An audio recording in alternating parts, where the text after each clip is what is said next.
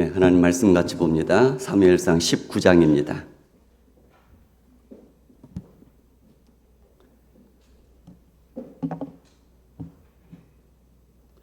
사무엘상 19장 18절에서 24절까지 사무엘상 19장 18절에서 24절까지 제가 말씀을 읽어드리도록 하겠습니다. 다윗이 도피하여 라마로 가서 사무엘에게로 나아가서 사울이 자기에게 행한 일을 다 전하였고 다윗과 사무엘이 나요스로 가서 살았더라. 어떤 사람이 사울에게 전하여 이르되 다윗이 라마 나요스에 있더이다 하매 사울이 다윗을 잡으러 전령들을 보냈더니 그들이 선지자 무리가 예언하는 것과 사무엘이 그들의 수령으로 선 것을 볼 때에 하나님의 영이 사울의 전령들에게 임하매 그들도 예언을 한지라. 어떤 사람이 그것을 사울에게 알림해 사울이 다른 전령들을 보냈더니 그들도 예언을 했으므로 사울이 세 번째 다시 전령들을 보냈더니 그들도 예언을 한지라. 이에 사울도 라마로 가서 세구에 있는 큰 우물에 도착하여 물어 이르되 사무엘과 다윗이 어디 있느냐. 어떤 사람이 이르되 라마 나요스에 있나이다. 사울이 라마 나요스로 가니라. 하나님의 영이 그에게도 임하시니 그가 라마 나요스에 이르기까지 걸어가며 예언을 하였으며 그가 또 그의 옷을 벗고 사무엘 앞에서 예언을 하며 하루 밤낮을 벗은 몸으로 누웠더라. 그러므로 속담에 이르기를 사울도 선지자 중에 있느냐 하니라. 아멘. 8월 달이 되었습니다. 8월 달 암송 구절 주보에 끼어 있으니까요. 같이 한번 읽도록 하겠습니다.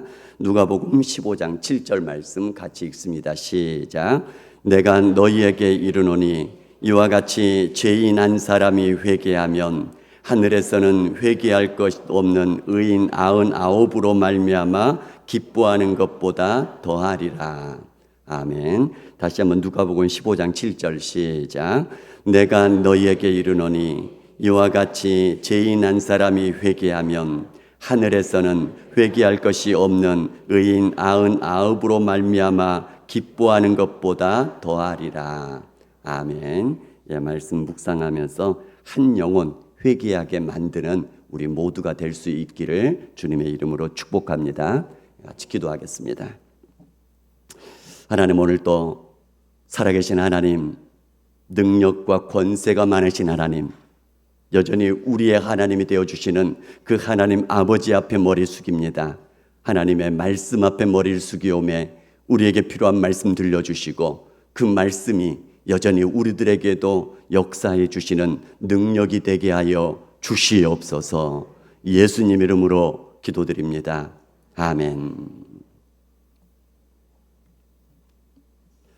우리가 살아갈 때에 강력한 권력을 가진 사람이 여러분을 위협한다면 어떤 느낌이 들 수 있을까요?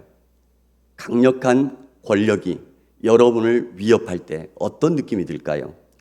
러시아 대통령 블라드미르 푸틴 대통령이 있습니다. PPT 한번 띄워주세요.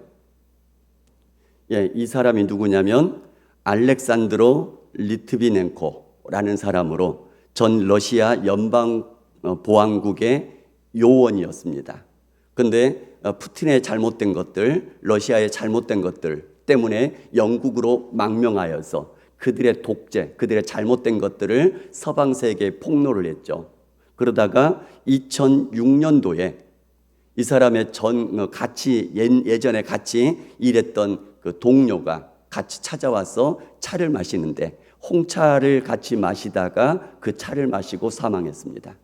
그런데 그 차를 분석을 해보니까 그 차 안에 방사능이 오염이 되어 있었다. 이런 결과가 발표가 되었죠. 그 다음에요. 뉴스에서 여러분들이 많이 보셨을 것입니다. 이 사람은 예브게니 프리고진이라는 사람입니다. 푸틴 대통령의 용병의 수장이었습니다. 그래서 러시아가 우크라이나를 침략할 때 앞장섰던 사람이죠. 그런데 중간에 뭔가가 틀어져서 반기를 들었죠. 그래서 군사를 이끌고 모스크바로 진격을 하다가 중간에 합의가 되어졌습니다. 둘이 잘 사는 것 같았습니다. 그런데 2023년에 저 사람과 같이 탄 그 비행기가 추락해서 사망했습니다. 그 다음에요. 이 사람은 러시아의 대표적인 야권 지도자 알렉세이 나발리입니다.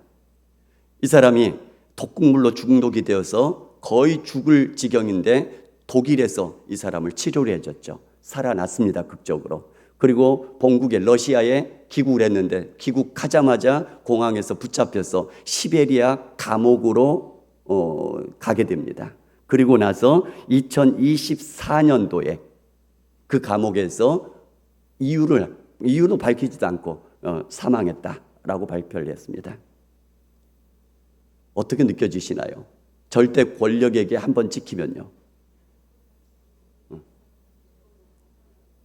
여러분이 만약에 그렇게 찍혔다면 어떤 느낌이 들겠습니까? 그럼 다음 그림 한번 보여주겠습니다.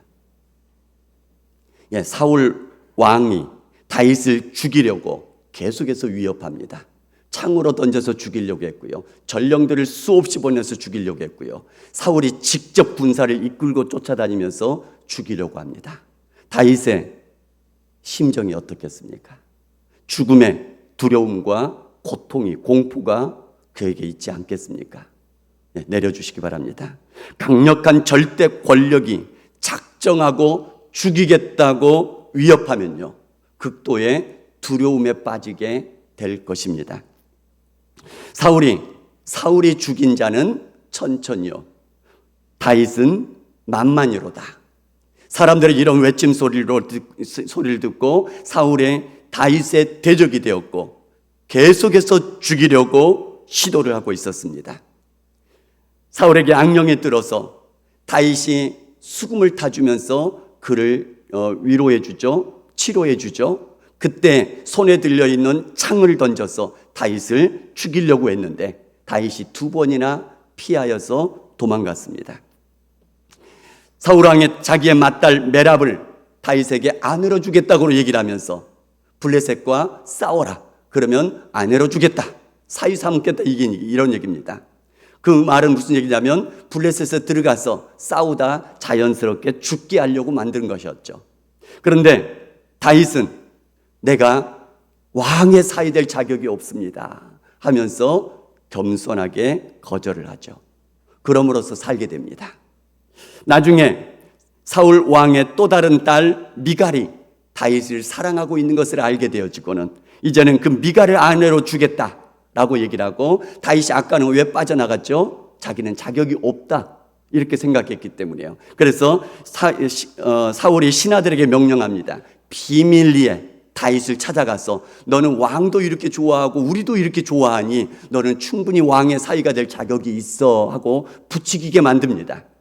그러면서 한 가지 조건이 있죠. 블레셋 사람들의 포피 100개를 가져와라. 그러면 미갈을 아내로 주겠다. 사위 삼아 주겠다. 이런 얘기입니다. 그래서 이것도 마찬가지로 블레셋에 죽게 만들기 위한 거였죠. 그런데 다윗이 가서 블레셋 사람 200명을 죽이고 포피 200개를 가져와서 죽지 않게 됩니다. 오히려 사위가 되어지죠. 그리고 나 또 시간이 지나자 이제는 요나단과 모든 신하들에게 사울 왕이 다윗을 죽이라고 명령을 합니다. 이제는 대놓고 죽이라고 모든 신하들에게 명령을 했으니 다윗이 피하는 게 어떻겠습니까? 더 어려워지겠죠. 그런데 그때 사울의 아들 요나단이 합리적으로 다윗의 편을 들면서 다윗을 죽인다면 죄를 짓는 것이라고 자기 아버지 사울 왕을 설득해서 다윗을 살려내게 됩니다. 누가 살려냈다고요? 사울 왕의 아들이 살려내게 됩니다. 또 사울이 악령에 들려서 괴로울 때에 다윗이 수금을 또 타줍니다. 그때 또 창을 던져서 죽이려고 했는데 다윗이 재빠르게 피해서 도망가게 되어지죠. 이번에는 사울이 전령들을 보내서 지키다가 아침에 죽이라 라고 명령을 했습니다. 이것을 사울의 딸 미갈이 알고는 다윗을 그 밤에 창문으로 달아내려서 도망가게 만들고 우상을 가져다가 머리에 염소 털로 씌우고 옷을 입히고 그리고 이불을 덮어놨겠죠. 그리고는 전령들에게 거짓말합니다. 다윗이 아파 누워있다.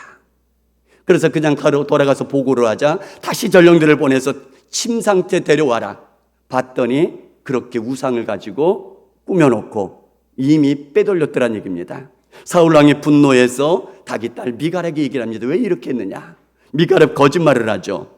죽이겠다는데 어떻게 하냐 뭐 이런 얘기죠. 어쨌든 간에 이 사울의 딸 미갈을 통해서 다윗이 또 살게 되고 도망가게 되어졌습니다.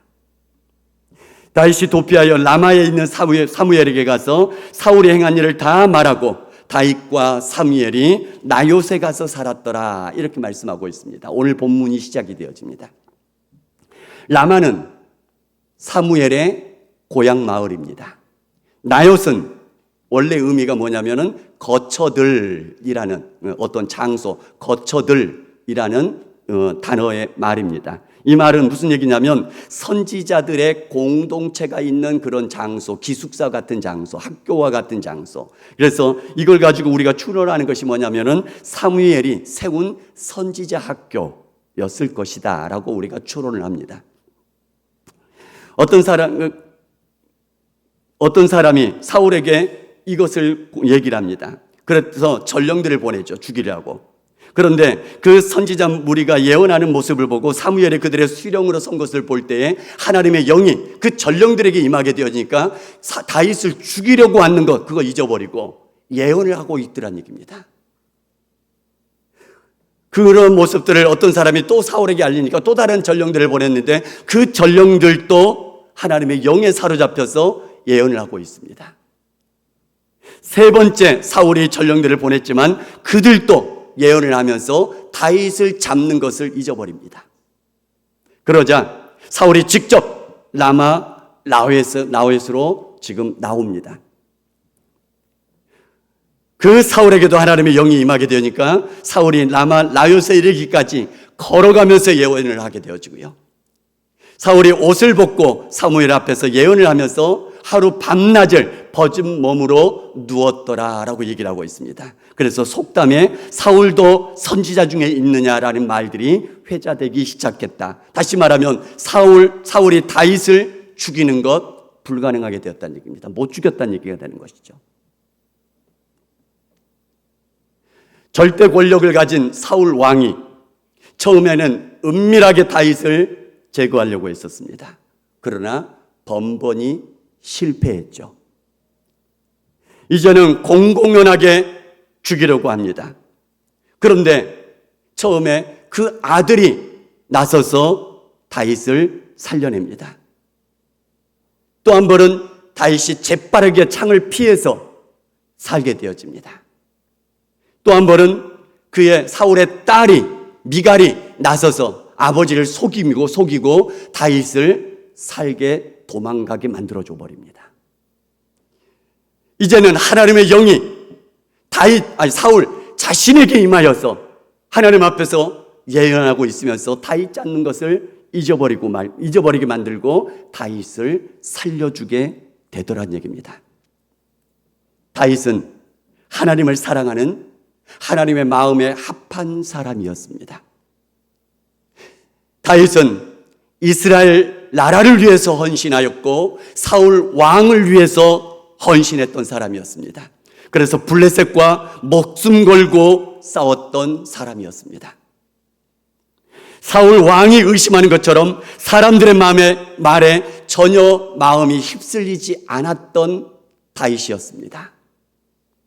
다윗은 여전히 자신의 마음을 지키면서 여전히 자신에게 주어진 사명에 최선을 다하면서 살아갔던 사람이 바로 다윗이었습니다. 그런 하나님을 사랑하는 사람이 어려운 일들을 지금 당하고 있을 때에 하나님께서는 당신의 그 사랑하는 사람을 모든 방법을 다 동원해서 지키시고 보호해 주시고 살려주고 계시는 것들을 지금 우리에게 보여주고 계시는 것입니다. 하나님은 당신의 사랑하는 사람 모든 방법을 다 동원하여서라도 살리실 줄 믿습니다. 지켜주실 줄 믿습니다. 결코 내버려 두시지 않는다는 얘기입니다. 심지어는 필요하다면 어쩌면 다윗과 정적이 될 수도 있는 요나단을 사용하셔서 살려주셨고요. 재빠르게 피하면서 살게 만들었고요. 또 딸 미가를 통하여서 살려주시고요. 또 필요하다면 하나님의 영이 직접 개입함으로써 지켜주시고 살려주시고 보호해주시는 그 하나님이 여러분의 하나님도 되신 것을 믿으시기 바랍니다. 사도 바울도 얘기를 합니다. 고린도후서 4장 8절 9절에 이렇게 말씀하시죠. 우리가 사방으로 우겨쌈을 당하여도 쌓이지 아니하며 답답한 일을 당하여도 낙심하지 아니하며 박해를 받아도 버림받지 아니하며 거꾸로 뜨림을 당하여도 망하지 아니한다라고 말씀하고 있습니다. 하나님의 사람인 여러분들이 하나님의 사랑 안에 굳건하게 있으시기를 바랍니다. 하나님께서는 당신의 사랑하는 사람들을 어떤 방법을 통해서라도, 물론 그 어려움이 없을 수는 없습니다. 어려움이 한 번도 다가오지 않고 다 피해가지는 않습니다. 아무리 하나님을 사랑하는 사람이라 할지라도 어려움은 올 수 있습니다. 그러나 그 모든 어려움 속에서 하나님께서는 피할 길을 내주실 줄 믿으시기 바랍니다. 하나님께서는 모든 방법을 다 동원하여서 하나님의 사랑하는 사람 여러분들을 지켜주시고 보호해 주실 줄 믿습니다. 그 하나님이 여러분의 하나님을 심을 믿으시기 바랍니다. 그 하나님께서 보호하시는 믿음 위에 굳게 서는 사람 될 수 있기를 주님의 이름으로 축복합니다. 마음의 신실하심을 끝까지 지켜나갈 수 있기를 주님의 이름으로 축복합니다. 하나님의 말씀 시편 139편 8절 10절에 이렇게 약속을 해 주십니다. 내가 하늘에 올라갈지라도 거기 계시며 수월에 내 자리를 펼지라도 거기 계시니이다. 내가 새벽 날개를 치며 바다 끝에 가서 거주할지라도 거기서도 주의 손이 나를 인도하시며 주의 오른손이 나를 붙드시리이다. 어느 곳에 가더라도 하나님께서는 그곳에 계시면서 심지어는 지옥 문 앞에까지라도 계시면서 여러분들을 붙들어 주실 것이라 약속해 주십니다. 시편 23편 4절에도 이렇게 약속하십니다. 내가 사망의 음침한 골짜기로 다닐지라도 해를 두려워하지 않을 것은 주께서 나와 함께 하심이라. 주의 지팡이와 막대기가 나를 안위하시나이다. 하나님 편에 굳건하게 서기 위해서 늘 하나님 편에 더 가까이 나아가시기 바랍니다. 하나님께서 여전히 여러분들을 지켜주시고 여러분들이 어느 곳에 가든지 암탉이 그 병아리를 날개 품에 품어 보호하듯이 하나님께서 여러분들을 지키시고 보호해 주시기를 주님의 이름으로 축복합니다. 그리고 나서 오늘 말씀에 보면 사무엘이 은퇴한 후에 자기 고향 마을 라마에 가서 선지자 학교인 나엿을 세우고 선지자들을 양성하고 있었던 것 같습니다. 다윗은 그 사울 왕을 피해서 이 라마 나엿에 와서 사무엘과 선지자들과 함께 얼마 동안인지 모르지만 함께 지내고 있었습니다. 사무엘과 선지자 공동체인 그곳에는 하나님의 말씀이 있었고 성령의 은혜가 있었습니다. 심지어는 다윗을 잡으러 오는 전령들과 사울 왕에게조차도 하나님의 영으로 사로잡아서 예언하게 만들어 버리심으로써 강력한 성령의 역사가 있던 곳, 이곳이 바로 라마 나요시였더란 얘기입니다. 심지어는 다윗을 잡아 죽이려고 오는 누구들도요, 전령들까지 은혜 가운데 사로잡아 버립니다. 사울 왕까지 주의 하나님의 영으로 사로잡아 버리게 되더란 얘기입니다. 그런데 이것이 성경에만 나오는 이야기가 아니더란 얘기입니다. 실제 우리나라에서도 1907년 평양 대부흥 때입니다. 1907년 1월 달에 평양 장대연 교회에서 부흥 사경회가 열렸습니다. 많은 사람들이 은혜 받고 눈물을 흘리면서 자기의 죄를 공개적으로 자백하기 시작합니다. 회개하기 시작합니다. 그때 어떤 사람이 자기가 살인죄를 저질렀다고 회개를 합니다. 공개적으로. 근데 이게 심정적으로 고백하는 것으로 끝난 것이 아니라 실제 이 사람은 살인자로 지명 수배를 받던 사람이었습니다. 이것이 경찰서에 알려졌죠. 그래서 그 경찰이 순경한 사람이 급파되었습니다. 그 사람이 누구냐면 기록에 하면 방은덕 순경이라는 사람입니다. 방은덕. 근데 이 사람이 잡으려고 그 교회에 왔습니다. 와서 봤더니 성령의 임재와 회개의 분위기에 들어가자마자 압도당하기 시작합니다. 성도들의 진심 어린 통회와 자복, 죄를 고백하는 이 분위기께 깊은 감명을 받고 자기 자신도 양심에 꺼려지는 그 죄악들이 생각하면서 결국에는 성령에 사로잡혀서 그 앞에서 엎드려져서 눈물로 회개하기 시작해버렸더란 얘기입니다. 이것이 우리 한국 기독교 역사의 기록에 남아 있습니다. 근데 이것이 우리나라만 있는 게 아니고요. 1904년 영국 웨일즈 부흥에도 이런 기록이 나와 있습니다. 한 경찰이 펍이라고 하는 술집, 선술집들이죠. 동네마다 곳곳마다 있는 펍입니다. 그곳에서 술을 먹고 싸움을 하다가 어떤 사람이 폭력을 저질렀죠. 폭력범을 잡으려고 왔습니다, 경찰이. 그런데 이 폭력범이 막 일어나는 부흥 집회에 들어가서 눈물로 회개하며 진심으로 울고 있는 것입니다. 그 경찰이 그 모습을 보면서 감동을 받고 자기 자신도 그 예배에 남아서 복음을 듣고 회개했다는 기록이 어디에 나오냐면 그 웨일즈 지역의 신문인 웨스턴 메일이라는 신문, 그리고 사우스 웨일스 데일리 뉴스라는 그 신문의 기사로 나와 있는 것이 기록에 남아 있습니다. 그러면서 그런 신문에 이런 내용들이 계속 나와 있죠. 부흥의 열기로 술집은 텅 비어 있고 싸움이 사라지고 절도와 폭력이 현저히 줄어들어 경찰관들이 할 일이 없어졌다. 이런 기록의 기사들이 그 신문들에 나와 있습니다. 또 이제 우리는 경찰들은 순찰하는 것보다는 예배당에 가서 합창단에 들어가 찬송을 부르고 있다라는 이런 기록들도 나와 있을 정도입니다. 성령께서 역사하시면, 성령의 능력이 강권하시면 놀라운 능력과 변화와 체험을 받게 되는 줄 믿습니다. 여러분 잘 보시기 바랍니다. 그냥 예수님 믿으면 성령께서 우리 마음에 들어오십니다. 성령 세례를 받습니다. 그러나 우리 주님께서는 성경에서는 성령의 충만함을 받으라라고 명령합니다. 다시 말하면 성령의 충만함을 매일매일 받으면서 나아가란 얘기입니다. 성령의 충만함을 받게 되어지면 성령의 놀라운 능력을 매일매일 체험하게 될 것이란 얘기입니다. 그냥 예수 믿고 교회 다닐 수 있습니다. 교회만 다니게 되어지면, 성령의 능력을 체험하지 못하게 되어지면 그냥 교인으로 살아가게 될 것입니다. 하나님의 능력과 하나님의 권세와는 나와는 상관이 없습니다.